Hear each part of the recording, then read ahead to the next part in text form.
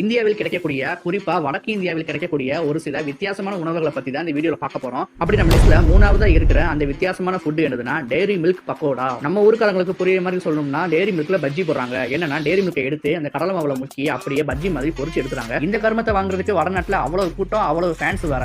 அடுத்த நம்ம லிஸ்ட்ல ரெண்டாவதா இருக்கிற அந்த வித்தியாசமான ஃபுட் என்னதுன்னா ஓரியோ ஆம்லேட். இது எப்படி ரெடி பண்றாங்கன்னா நார்மலா ஆம்லேட் தேவையான முட்டை, சால்ட், பெப்பர்லாம் ஆட் பண்ணிட்டு கூடவே ஓரியோ பிஸ்கட்டையும் நொறுக்கி உள்ள போட்டு நல்லா அடி அடிச்சு தோசை பேன்ல ஆம்லேட்டா போட்டு எடுத்துறாங்க. இதுக்கும் பாத்தீங்கன்னா வடக்குல ஒரு செட் ஆஃப் பீப்புள்ஸ் எல்லாம் ஃபேன்ஸா இருக்காங்க.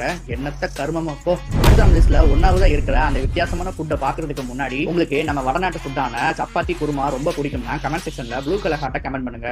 இல்ல ப்ரோ நமக்கு என்னைக்குமே தமிழ்நாட்டு ஃபுட்டான இட்லி, தோசை, சாப்பாடு தான் ரொம்ப பிடிக்கும் அப்படின்னு ஆளா இருந்தீங்கன்னா கமெண்ட் செக்ஷன்ல ரெட் கலர் ஹார்ட்டை கமெண்ட் பண்ணிட்டு நம்ம வீடியோவுக்கு லைக் போட்டுருங்க. இப்போ நம்ம லிஸ்ட்ல ஒன்னாவதா இருக்கிற அந்த வித்தியாசமான ஃபுட் என்னதுன்னா ஜிலேபி வித் சப்ஜி.